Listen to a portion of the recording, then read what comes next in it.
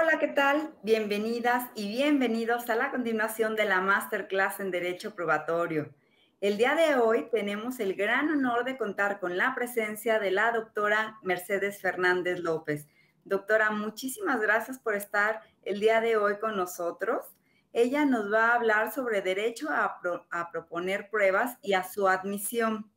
Y antes de cederle el uso de la voz, voy a leer su síntesis curricular. La doctora Mercedes Fernández López es profesora en Derecho Procesal de la Universidad de Alicante. Ejerce la función jurisdiccional en el orden penal como magistrada suplente y es directora del Máster en Abogacía y de la Escuela de Práctica Jurídica de la Universidad de Alicante. Ha impartido clases en numerosos posgrados, así como conferencias en congresos y encuentros nacionales e internacionales sobre temas como la presunción de inocencia, la prueba ilícita o la valoración racional de la prueba. Es miembro del comité editorial de Quaestio Facti, revista internacional sobre razonamiento probatorio. Entre sus publicaciones destacan Prueba y presunción de inocencia en el 2005, La carga de la prueba en la práctica judicial civil en 2006, La valoración judicial de las pruebas declarativas en 2009, Algunas propuestas para la investigación del cibercrimen en 2011, sobre las presunciones en el proceso penal, a propósito del delito de enriquecimiento ilícito en 2015, prejudicialidad y vinculación a la declaración de hechos probados, en especial la vinculación del juez civil a las sentencias dictadas en otro orden jurisdiccional en 2018, o el control por el magistrado presidente de la motivación del veredicto en 2020. Doctora Mercedes Fernández López, bienvenida a esta masterclass. Les cedo el uso de la voz. Muchas gracias. Muchas gracias por su presentación. Gracias, Gaby. ¿Se me escucha bien? Bien, pues no es una mera formalidad comenzar agradeciendo a la Escuela Judicial Electoral el hecho de que haya contado conmigo en el marco del curso organizado por el profesor Jordi Ferrer de Razonamiento Probatorio para dirigirme a sus estudiantes, tanto en el módulo 2 del curso de especialización como en esta masterclass, donde tengo el honor de poder compartir con todos ustedes, con el personal jurisdiccional y el personal de apoyo, algunas de las cuestiones que plantea la proposición y admisión de prueba en el orden judicial. Este agradecimiento, además, trasciende de lo, como decía, de lo puramente formal. Tengo que manifestar que he estado en México en muchas ocasiones, la primera de ellas por placer, además, fue la primera vez que fui a Latinoamérica, el país elegido por turismo fue México. Es un país con el que me siento muy unida, en el que tengo muchísimos amigos, pero es que además se une el hecho de que la primera vez que fui a México a dar un curso fue en el año 2013, y fue precisamente en el Tribunal Electoral del Poder Judicial de la Federación, con lo cual el recuerdo que guardo de aquella primera vez, de mi experiencia en México y en particular ante el Tribunal Electoral, pues es maravillosa, y para mí es un gusto especial poder estar hoy, entre comillas, con ustedes impartiendo esta masterclass. En los próximos minutos voy a centrarme, como decía, en algunos de los problemas que suscita tanto la proposición como la admisión de prueba. Ese momento inicial de la actuación judicial, parece que cuando hablamos de razonamiento probatorio nos centramos más en lo que es la valoración y la motivación de la prueba, pero hay determinados presupuestos previos que hay que abordar para llegar a ese momento último de la tarea judicial de enjuiciamiento y fallo, que deben estar absolutamente claros y que hay que reflexionar sobre ellos a los efectos de que, como digo, ese momento último y determinante de la decisión judicial resulte lo más sencillo, acertado y conforme a derecho posible. Para ello he seleccionado son muchos los problemas que se suscitan y que abordaré con detenimiento en el módulo del curso de especialización, pero en esta masterclass me gustaría fundamentalmente detenerme en dos problemas que luego, por supuesto, van a tener cierto entramado y de ellos van a derivar algunas otras cuestiones secundarias, pero dos problemas que afectan, por un lado, al momento de proposición y, por otro lado, al momento de admisión. Por lo que respecta a la proposición de prueba, me gustaría sobre todo plantear las cuestiones que se suscitan en torno al concepto de carga de la prueba. Últimamente se ha puesto, creo que de manera inesperada, porque aunque se ha escrito todo o prácticamente todo sobre carga de la prueba, supongo que conocen que en el año 2019 Marcial Pons publicó una obra que se llama Contra la carga de la prueba, en la que participa el director del curso de especialización, Jordi Ferrer, Michele Tarufo, Jordi Nieva, Leandro Giannini, y en esta obra colectiva dan cuenta de alguna problemática que a mí me gustaría abordar como primera parte de mi intervención, en la medida en que me parece que si bien algunas de las críticas que se dirigen a la carga de la prueba tienen cierto fundamento teórico, hay otras que me parecen o bien un tanto apresuradas o bien quizá originadas en una idea confusa acerca de cuál es el fundamento y el funcionamiento en la práctica de la carga de la prueba. Esta primera parte de mi intervención casi podría denominarla en defensa de la carga de la prueba, precisamente en contraposición a esas críticas que voy a analizar y que se concentran en esa obra de Marcial Pons llamada Contra la carga de la prueba. Junto a los problemas de proposición de prueba, y como digo, se concentran en el tema de carga de la prueba, juego de principio de aportación, principio de colaboración procesal o deber de colaboración procesal, prueba de oficio, etcétera. Se dan otros problemas que son propios del momento, no tanto de la proposición, sino inmediatamente posterior. El de la admisión de la prueba y la práctica de la prueba admitida, o mejor dicho, la no práctica de prueba que ha sido admitida. En relación con esto, voy a abordar, en primer lugar, cuáles son los criterios de admisión de la prueba. En un primer momento me referiré a la relevancia en un sentido muy amplio que incluiría los conceptos de pertinencia de la prueba y utilidad. Trataré de establecer algunas diferencias conceptuales importantes y algunas notas características que hay que tener en cuenta a la hora de valorar la pertinencia y la utilidad de las pruebas, pero también dentro de los criterios de admisión, y posteriormente justificaré por qué lo abordo ahora, me referiré a la licitud de la prueba como criterio de admisión. Es una cuestión, la de la licitud de la prueba, que puede aparecer a lo largo de todo el procedimiento, pero me parece central traerla necesariamente a este momento inicial, de manera que pueda expulsarse del procedimiento toda prueba ilícita ad limine, es decir, desde el momento en que se propone y se conoce su carácter ilícito. En segundo lugar, junto a los criterios de admisión, abordaré lo que se conoce como prueba anticipada, es decir,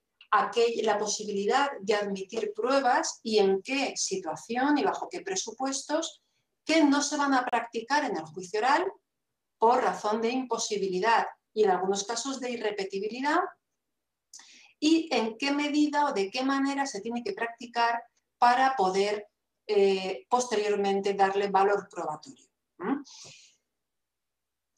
Vayamos con la primera de las cuestiones. Las críticas que, como les decía, se dirigen a la carga de la prueba.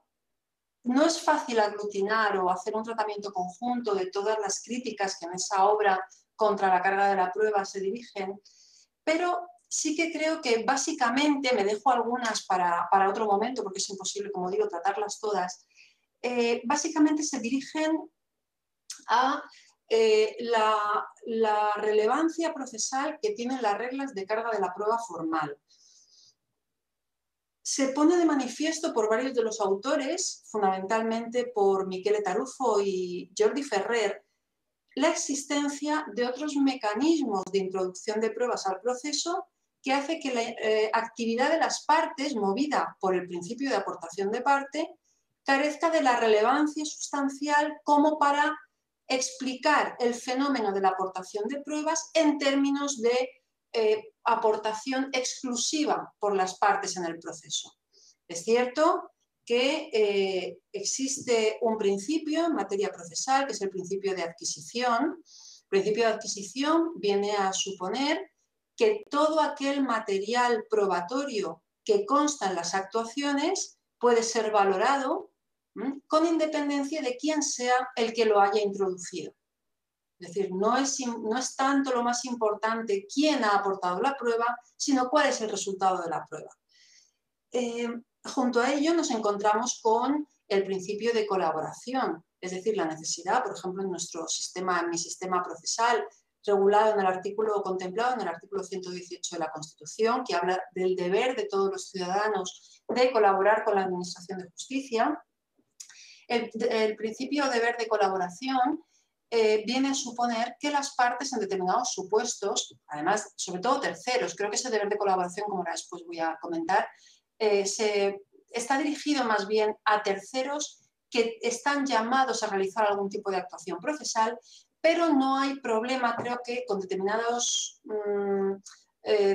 adaptaciones, entenderlo también aplicable a las partes. Como digo, el deber de colaboración lleva necesariamente a que esos terceros o aquellos que son parte en el procedimiento tengan que atender posibles requerimientos judiciales o requerimientos de la otra parte para aportar determinados medios de prueba. Asimismo, nos encontramos también en la inmensa mayoría de sistemas procesales y de procesos, también, según he podido ver en su sistema de impugnación, de la posibilidad de acordar pruebas de oficio para el descubrimiento de la verdad. Desde luego, raro es el supuesto en el que el Estado renuncia a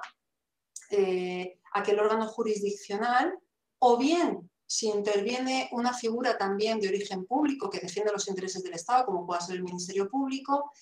traten de alguna manera participar en esa actividad probatoria a los efectos de cumplir una de las finalidades fundamentales del proceso, que es la búsqueda de la verdad. Sin embargo, bien, uno podría decir, y es un poco la conclusión a la que llegan tanto Michele Tarufo como Jordi Ferrer, que el juego de todas estas variables y condicionantes convierte las reglas de carga de la prueba formal en reglas innecesarias. Dice Jordi Ferrer, sin valor jurídico y, por tanto, prescindibles. Bien, sí que es cierto que la idea de carga de la prueba está absolutamente unida al principio de aportación de parte. Durante un tiempo se confundió, durante mucho tiempo en la doctrina procesal se confundió el principio de aportación de parte con el principio dispositivo, pero ya creo que se consiguió separar conceptualmente ambos principios, y es el principio de aportación de parte el que determina, el que fundamenta que sean las partes como regla general las que vayan a introducir los medios de prueba en el proceso. Esto, bien, no significa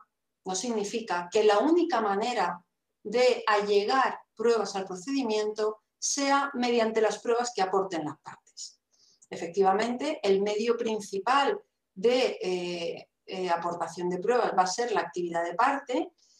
pero fundamentalmente porque el proceso, no tanto porque el proceso sea una manera de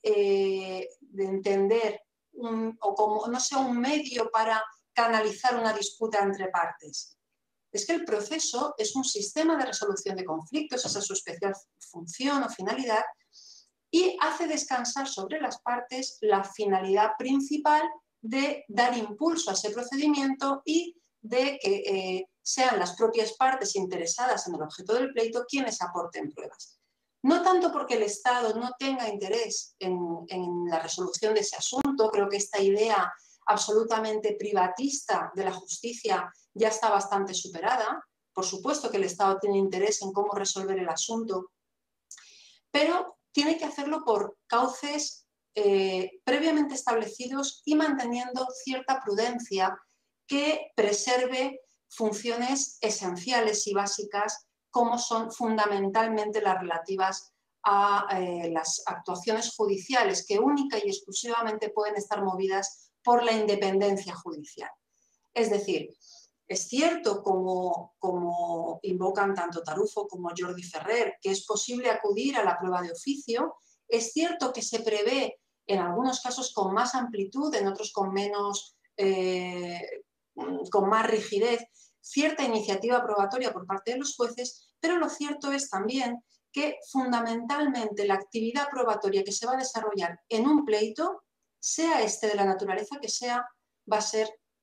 como consecuencia de la actividad que van a desarrollar las partes. Y ello porque cada uno cumple un rol. Y si el Estado tiene interés en resolver conflictos de naturaleza civil o privada, tiene otros mecanismos que no ponen en duda o no ponen en riesgo la independencia judicial. Por supuesto, habría que dedicar mucho tiempo a explicar en qué medida la prueba de oficio puede poner en riesgo la independencia judicial. Yo creo que hay cierto margen de maniobra, donde el juez puede echar mano de esos instrumentos que la ley procesal le pone a su disposición para descubrir la verdad, pero sin que en ningún caso ello le vaya a mover a perder, como digo, su posición neutral, porque su principal misión en el ámbito procesal es resolver la contienda.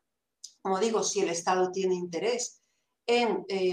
cómo se desarrollan las actuaciones, siempre puede, como así se hace en procesos no dispositivos, en procesos donde se dilucidan intereses públicos, acudir a la figura del Ministerio Público que represente esos intereses y que en su condición de parte pueda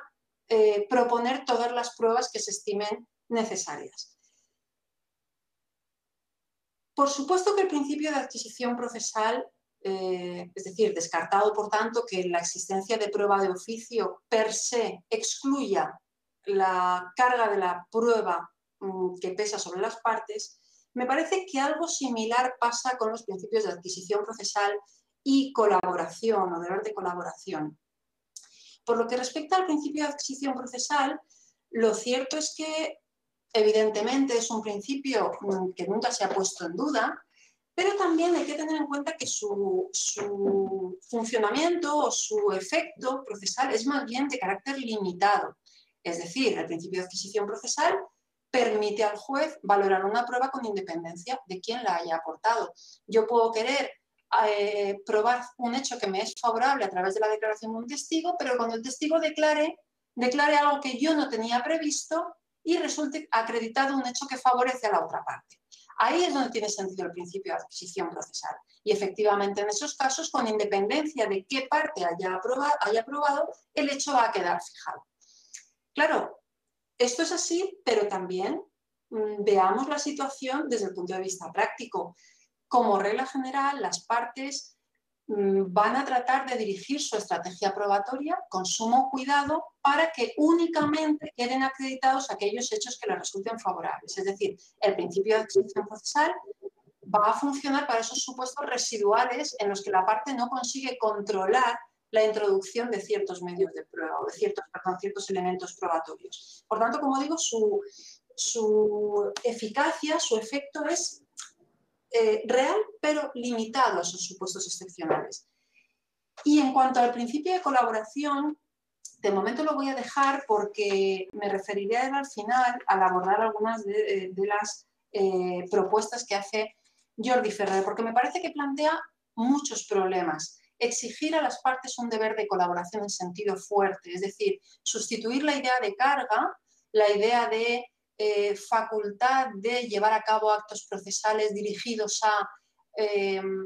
probar los hechos que me son favorables bajo la amenaza, entre comillas, o bajo la consecuencia de que si no los pruebo voy a perder el juicio, sustituirla, como digo, por la idea de que si no aporto ciertos medios de prueba me puedan sancionar. Me puedan sancionar con medidas penales, sanciones pecuniarias,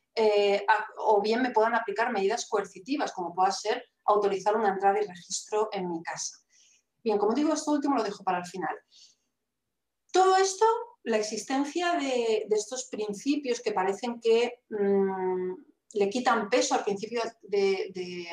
aportación de parte, ponen en duda la existencia de la carga de la prueba formal. A mí me parece que no. Efectivamente, la carga de la prueba formal, como bien advierte Jordi Ferrer, no permite su examen por vía de impugnación. Un juez no puede revisar si un juez inferior ha aplicado correctamente las reglas de la carga de la prueba formal. Lo que va a poder revisar es si el juez inferior aplicó correctamente las reglas de la carga de la prueba material. Es decir, cuando un hecho quedó incierto, si aplicó correctamente, es decir, dictó sentencia en contra de la parte que resultó perjudicado por esa insuficiencia probatoria. Claro, no tienen relevancia jurídica directa, pero sí tienen, yo creo que una relevancia estratégica. Son reglas, por lo menos, admonitorias, que indican a las partes cuál es la estrategia en términos generales que deben seguir si quieren ganar. Es decir, imaginemos que estamos en un partido de fútbol. De la misma manera que necesitamos una regla por la cual se establezca que, como sí existe, que si un jugador quiere ganar el partido tiene que disparar a puerta y meter un gol, esa regla sigue teniendo sentido aun en el caso de que haya otra regla que permita contabilizar como gol para el equipo contrario, es decir, para el equipo de ese jugador que quiere ganar el partido, el gol metido por el otro equipo en propia meta. Un poco para que vean el juego también del principio de adquisición procesal. Tenemos una prueba aportada por la otra parte que puede jugar en su favor. Bien, pues lo mismo ocurre en el fútbol. Yo puedo no meter un gol, pero que el otro equipo meta gol en propia meta. Y aún así sigue teniendo sentido la regla según la cual necesito meter un gol para ganar el partido. A eso me refiero con la necesidad de seguir contando con reglas de la carga de la prueba. Pero es más, otra de las críticas que se han vertido en este libro contra la carga de la prueba es fundamentalmente, y en ella coinciden varios de los autores, el hecho de que reglas de la carga de la prueba formal y reglas de la carga de la prueba material son independientes, tienen destinatarios distintos y tienen efectos distintos. Efectivamente es así. Es decir, mientras las reglas de la carga de la prueba formal tienen como destinatarios a las partes, les indican qué hechos tiene que probar cada parte si quieren ganar. En el caso de la regla de la carga de la prueba material o regla de juicio, lo que se está indicando es tu juez tienes que tomar esta decisión en caso de que los hechos relevantes para decidir sean inciertos o queden inciertos. Es decir, le obliga a resolver a favor o en contra de alguna de las partes. Me parece que aunque son reglas distintas, juegan en momentos distintos y tienen destinatarios distintos, la carga de la prueba material, que es necesaria porque necesitamos una regla de clausura que nos diga qué hacer en caso de hecho incierto, porque si no los jueces podrían actuar con suma arbitrariedad, se encuentra de alguna manera vinculada con la carga de la prueba formal. Es decir, viene a determinar, es decir, digamos, de alguna manera son las dos caras de una misma moneda. Si el juez tiene que condenar porque un hecho que corresponde probar al demandado no ha quedado probado, eso al mismo tiempo cumple la función informativa para el demandado acerca de qué hechos tiene que probar. Y en ese sentido sí que creo que se establece una relación entre ambas. Y precisamente me parece que para que puedan existir reglas de inversión de la carga de la prueba, tiene que existir una regla general de carga de la prueba formal, porque entonces nada tenemos que invertir. Y por tanto, en ese sentido sí que creo que hay cierta relación entre ellas.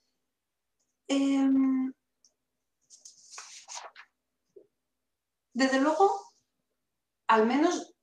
esa función, aunque nos pueda parecer que las reglas de carga de la prueba son innecesarias, porque cualquiera de nosotros, cualquier jurista sabría que el que alega algo tiene que probarlo, lo cierto es que nos aportan seguridad jurídica.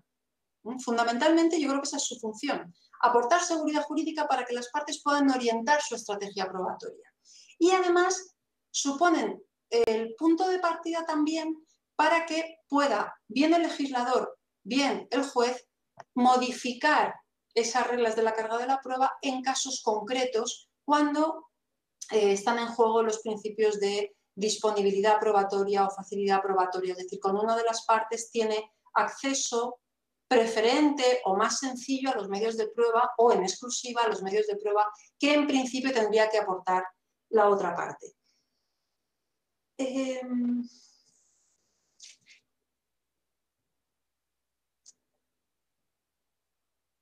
Me resulta muy interesante también la idea de fondo que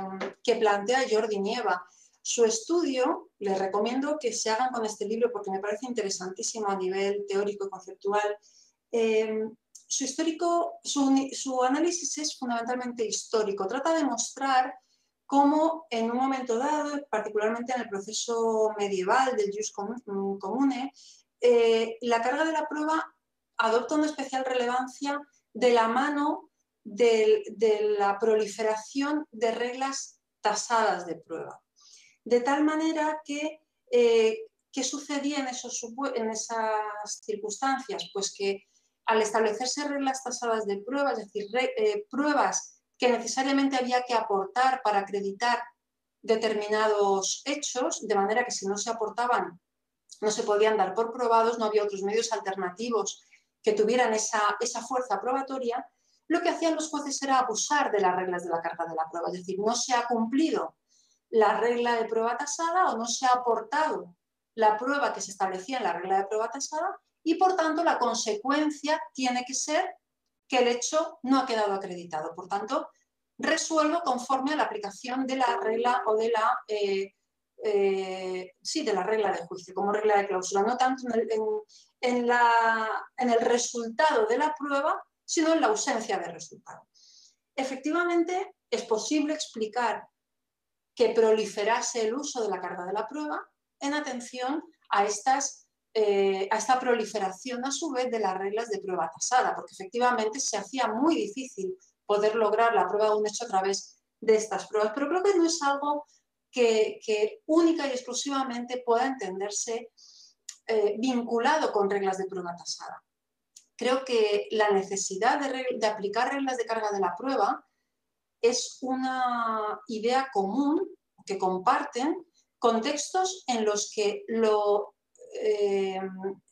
contextos en los que hay una necesidad de alcanzar un nivel de prueba muy alto. Pienso en sistemas plenamente ordenados por el principio de libre valoración de la prueba, es decir,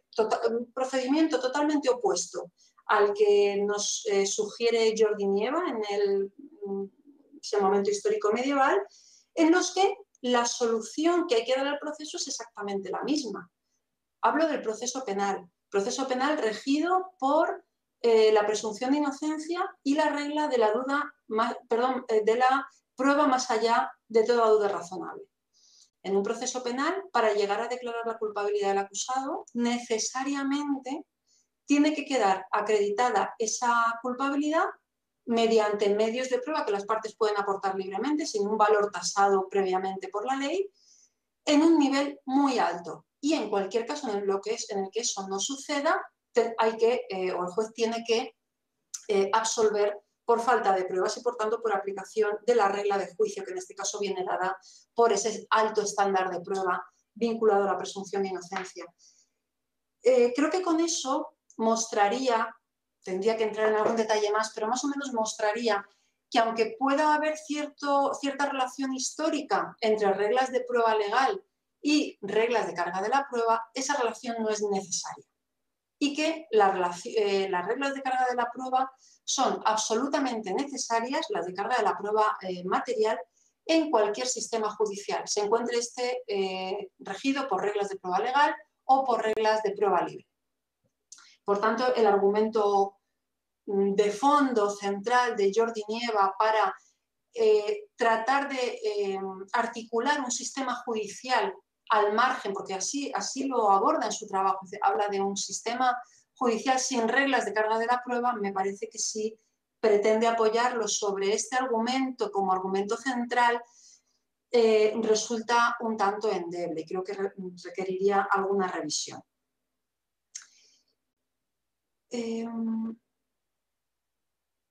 Me parece también que tanto Tarufo como Jordi Nieva pecan un tanto de procurar o de percibir la regla de carga de la prueba como una regla, como un instrumento epistémico, es decir, como una regla probatoria que tiene que ayudarnos a encontrar la verdad. Y yo creo que aquí también están incurriendo, me parece, en un error, en la medida en que no toda regla probatoria busca la verdad.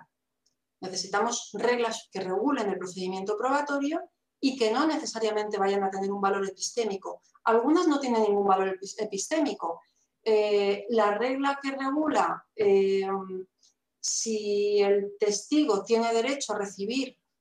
una indemnización por los gastos que le haya supuesto su participación en el juicio es una regla que forma parte, ¿no?, formalmente del sistema de normas de derecho probatorio, pero carece de todo valor epistémico. ¿Qué ocurre con las reglas de la carga de la prueba? Pues que realmente su finalidad última no es epistémica. Precisamente la regla de juicio lo que trata es de dar una solución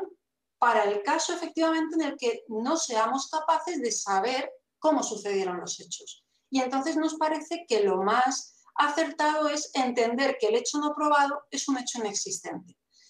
Eso obviamente no tiene ningún valor epistémico. Más bien, lo que me parece es que es una regla dirigida a procurar cierta seguridad jurídica, a evitar la arbitrariedad judicial, a limitar los casos en los que el juez no resuelve un asunto o bien lo hace según criterios dispares y sin ningún control. Pero en cualquier caso me parece que si algún fundamento epistémico hay en la regla de carga de la prueba, que creo que sí que lo hay, pero es absolutamente secundario, el principal es el de la seguridad jurídica y en modo alguno, como digo, tiene esa finalidad principal o inmediata.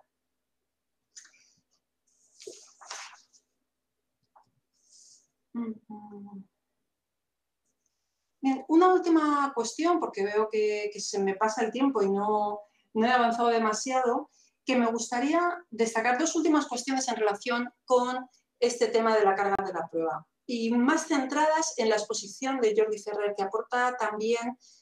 argumentos muy interesantes, pero creo que también muy discutibles acerca de sus motivos para estar en contra de la carga de la prueba tal y como hoy la concebimos. La primera que ya había comentado es la relativa a la existencia de otros mecanismos de aportación de pruebas. Tengamos en cuenta siempre que Jordi Ferrer es partidario de un sistema procesal en el que se puedan llevar al procedimiento el mayor número de pruebas posible. Y por tanto es partidario de excluir solamente aquellos medios de prueba que no tengan un verdadero valor probatorio, que por razones de falta de fiabilidad o de falta de pertinencia resulten irrelevantes o cuyo resultado no pueda tenerse en consideración por el juez por la inseguridad que plantearía en cuanto a que no permite realizar inferencias suficientemente fundadas en ese material. La principal crítica que dirige Jordi Ferrer no es tanto a la carga de la prueba material o regla de juicio, que sí que considera necesaria y en eso estamos de acuerdo, sino que se centra fundamentalmente, como he dicho al inicio, en las reglas de la carga de la prueba formal. Dice que son irrelevantes, lo he comentado antes, porque carecen de valor jurídico, su incumplimiento no se puede impugnar y la existencia de otros mecanismos de aportación de pruebas le parece que excluyen la idea de necesidad de que sean las partes quienes aporten las pruebas. Efectivamente, Jordi Ferrer ve las reglas de carga de la prueba formal como reglas técnicas y entiende que como reglas técnicas su cumplimiento debe ser necesario para la obtención de los fines que persiguen. Si la carga de la prueba es una regla técnica, debemos entender que la parte tiene el deber de, en ese sentido técnico, no en el sentido de deber jurídico, deber de realizar actividad probatoria, de proponer pruebas. Bien, yo creo que más que como regla técnica en ese sentido tan fuerte, habría que hablar más bien de necesidad técnica o necesidad práctica. Efectivamente, como hemos visto, el principio de adquisición procesal, la posibilidad de adoptar medidas que exijan la colaboración de la otra parte, la posibilidad de que el juez acuerde pruebas de oficio, hace que la actividad de las partes para proponer pruebas no sea exclusiva. Podamos acudir a otros medios para completar ese conjunto probatorio de elementos de juicio que el juez va a valorar. Pero sí que es cierto que en su conjunto, todo ello valorado, todo ello sumado, no deja de ser la principal estrategia que va a estar dirigida a conformar el conjunto de pruebas. Es decir, como regla general, en todos los procedimientos, la principal fuente de incorporación de medios de prueba y de elementos probatorios al proceso es la que van a desarrollar las partes. El juez va a estar limitado, como decía, por su imparcialidad. Habrá determinadas actuaciones que no va a poder realizar, algunas otras las va a poder realizar en determinadas condiciones, no tengo tiempo de entrar en ello ahora, pero como digo, la prueba de oficio se somete a determinados límites y luego efectivamente pues nos vamos a poder encontrar, pero muchas veces de manera imprevista y de manera totalmente ajena al control de la parte, con la posibilidad de que la otra parte aporte un medio de prueba que resulte favorable para la contraparte o que en virtud del principio dispositivo, por ejemplo, el demandado decida allanarse o el demandante decida renunciar y eso a su vez provoca el efecto jurídico de que la parte contraria vaya a ganar sin haber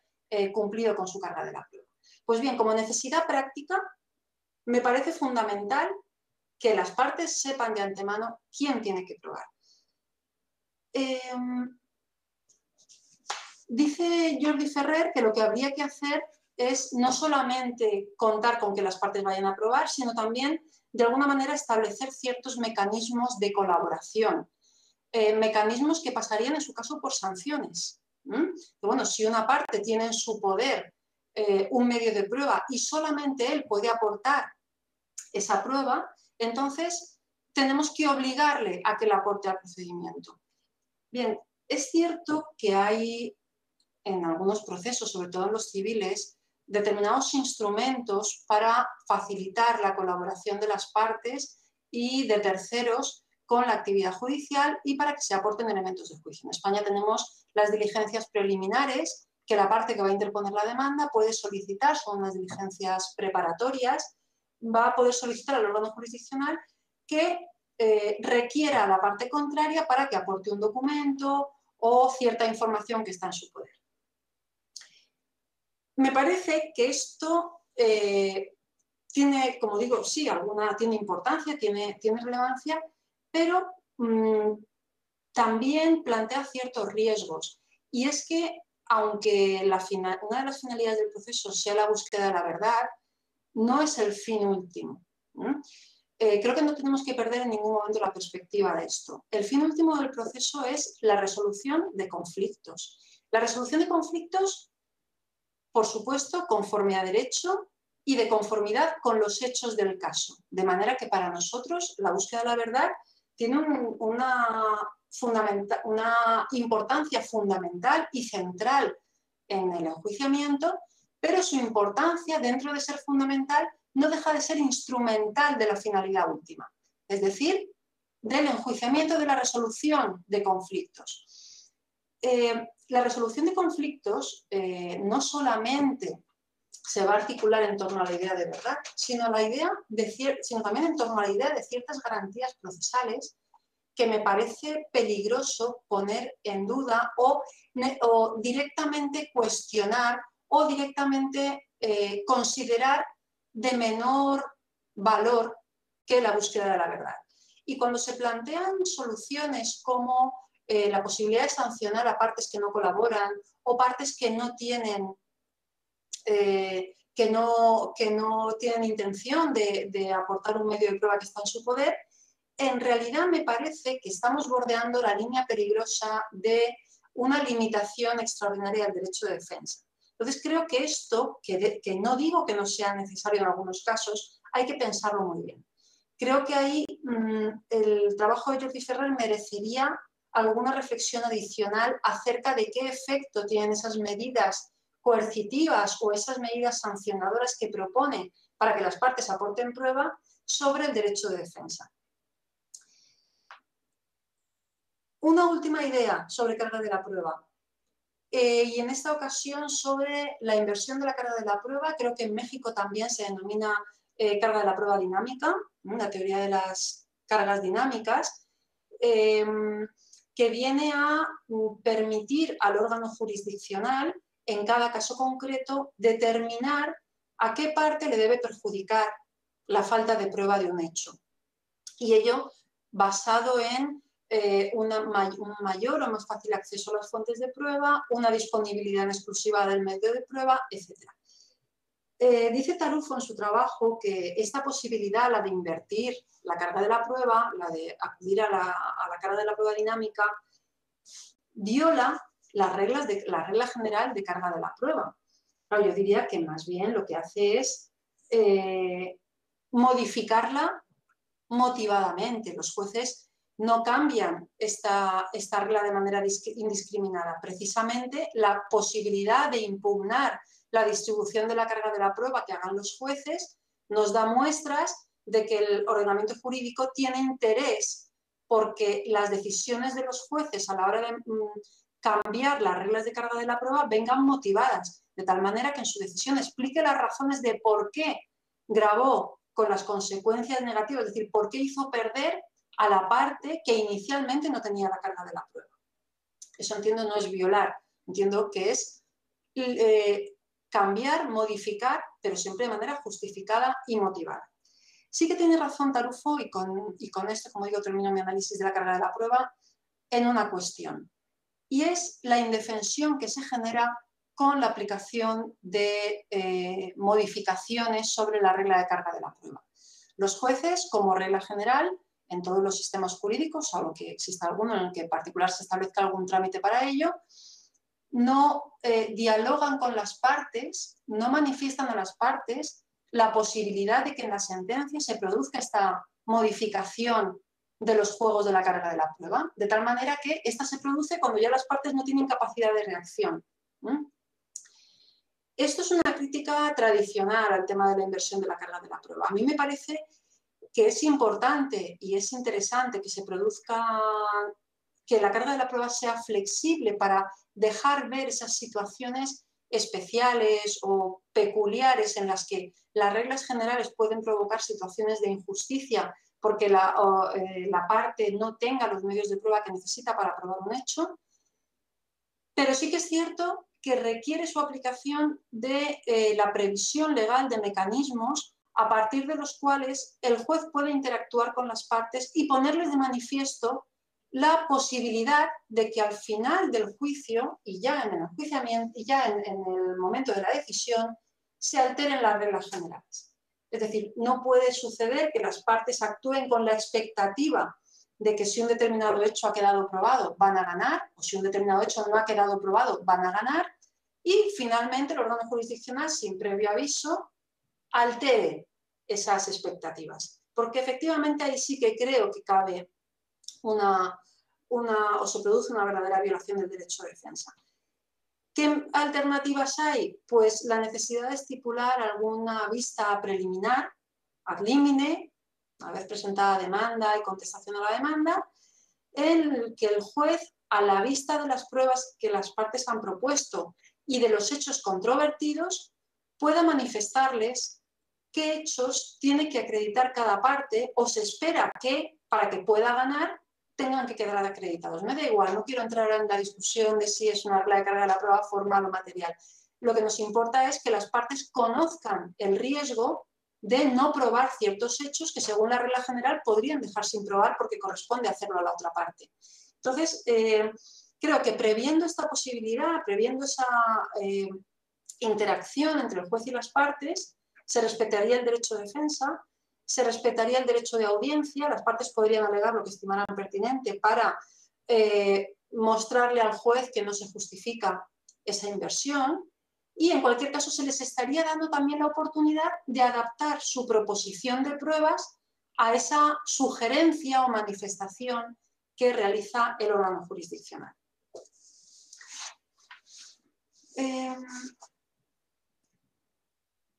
La segunda de las cuestiones que quería abordar, ya casi muy rápidamente, aunque me interesaba especialmente dedicarme o detenerme en esta primera parte, es la relativa a los problemas relativos a la admisión de la prueba y en particular a el sentido o el alcance o significado de los criterios de admisión, por un lado, y por otro lado a la admisión de la prueba anticipada.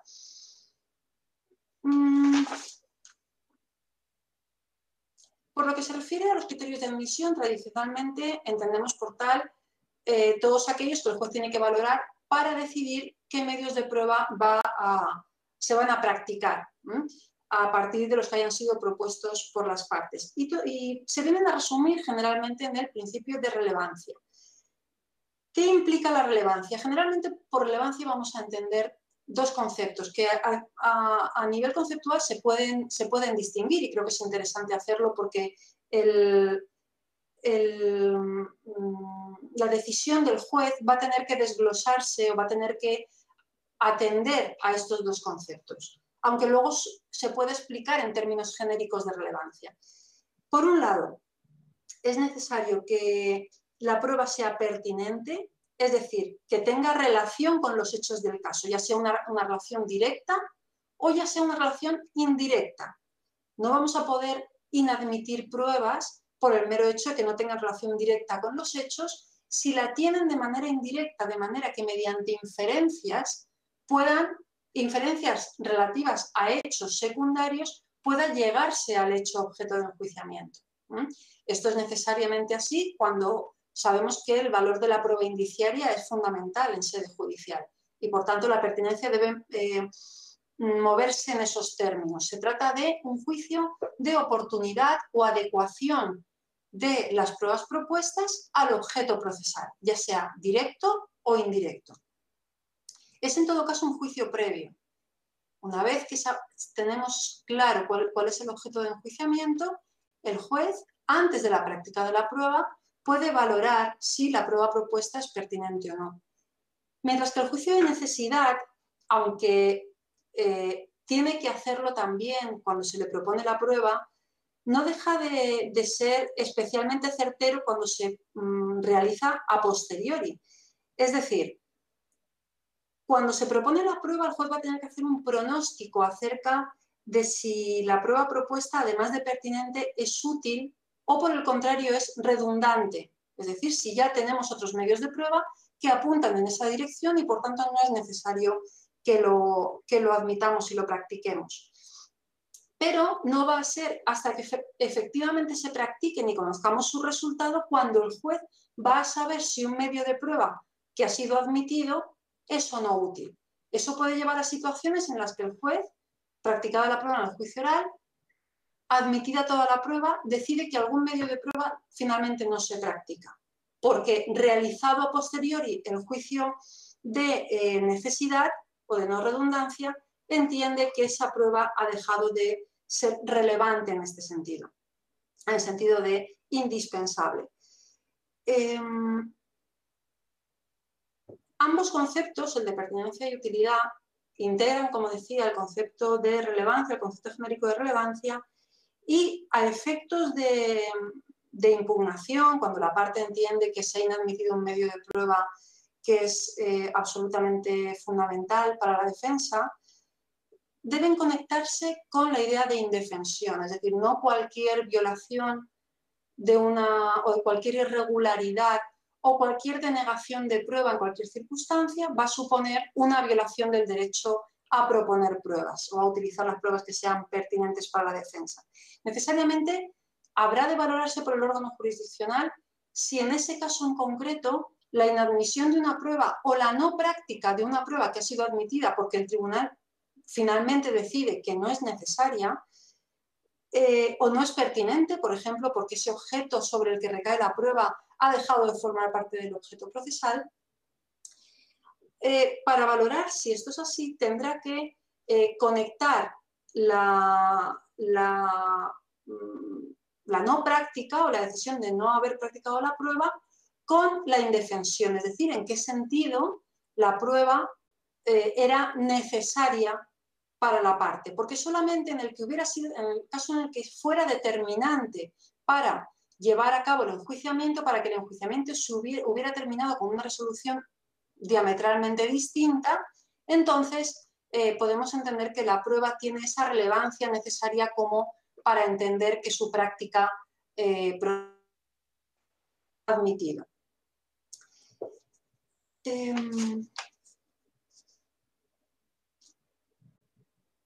En cuanto a la licitud de la prueba como criterio de admisión, muy rápidamente, como decía, mi idea al traerla como criterio de admisión y no como criterio de valoración se debe a que creo absolutamente necesario considerar que la prueba ilícita o sea, el juez debe tener el mínimo contacto con la prueba obtenida con vulneración de derechos fundamentales, a efectos de reducir hasta el máximo el impacto psicológico que pueda causar sobre él a la hora de dictar sentencia, porque aunque formalmente no vaya a fundamentar su criterio sobre la prueba ilícita, sí que es cierto que de alguna manera puede dejar alguna huella en su razonamiento y, por tanto, hay que evitar a toda costa esta posibilidad. Simplemente advertir de un riesgo importante que en nuestro país se está revelando en los últimos años, en particular a partir de una sentencia del Tribunal Supremo del año 2017, el caso Falciani, que no sé si en su país se está dando con la misma crudeza, pero en el mío, donde hemos tenido una doctrina muy oscilante en nuestro Tribunal Constitucional acerca del alcance de la prueba ilícita, lo cierto es que resulta preocupante. Y es que hasta esta sentencia, la única excepción que se establecía sobre la posibilidad de valorar pruebas ilícitas obtenidas directamente con vulneración de derechos fundamentales, no pruebas derivadas de pruebas ilícitas, donde ahí sí que se establece todo un régimen de excepciones, en su país exactamente igual que en el mío, sino de utilizar pruebas que directamente violan derechos fundamentales. En mi sistema, esto solamente era posible desde el año 2003, porque así lo reconoció el Tribunal Constitucional, en los supuestos de buena fe, en aquellos casos en los que la policía actúa de buena fe, precisamente basándose en ese fundamento disuasorio que creo que comparte nuestra teoría de prueba ilícita con la suya. Pero como digo, a partir del año 2017, con el caso Falciani, un supuesto que imagino que conocerán, en el que un particular, violando todas las reglas relativas a la protección de datos y a la intimidad, se hace con datos fiscales relativos a distintas personas que han defraudado a Hacienda. Y estos datos son utilizados en un proceso penal, bueno, en distintos procesos penales en Europa, pero en España en un procedimiento penal por un delito contra la hacienda pública. Al llegar el asunto al Tribunal Supremo, el Tribunal Supremo avala esa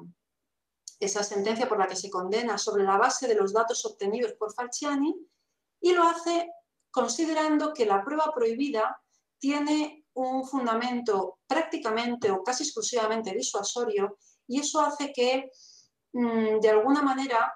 la prueba obtenida por particulares no resulte afectada por las limitaciones a las que se somete la prueba ilícita. Es decir, porque los particulares, siempre y cuando, dice el Tribunal Supremo, no tengan la finalidad de darle un uso probatorio a esos elementos obtenidos con violación de derechos, no deben resultar afectados por la prueba ilícita. Bien, yo no tengo mucho tiempo de entrar a analizar este pronunciamiento, que fue confirmado por el Tribunal Constitucional en 2019, que fue contradicho por el Tribunal Europeo de Derechos Humanos en 2017, el mismo año de la sentencia del caso Falciani, el Tribunal Europeo en el caso Barbulescu, sentencia de 5 de septiembre de 2017, viene a decir lo contrario, que los tribunales nacionales tienen que justificar el por qué se utiliza una prueba obtenida por un particular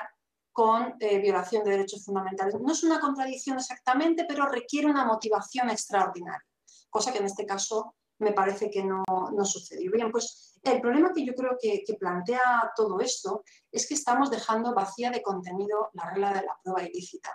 que nos estamos olvidando de que con independencia de que pueda tener un efecto disuasorio, persiste necesariamente como una regla vinculada de manera directa con el debido proceso, vinculada de manera directa con las garantías procesales y, por tanto, que con independencia de cuáles sean las intenciones del sujeto que viola un derecho fundamental para obtener una información que va a tener relevancia en un procedimiento,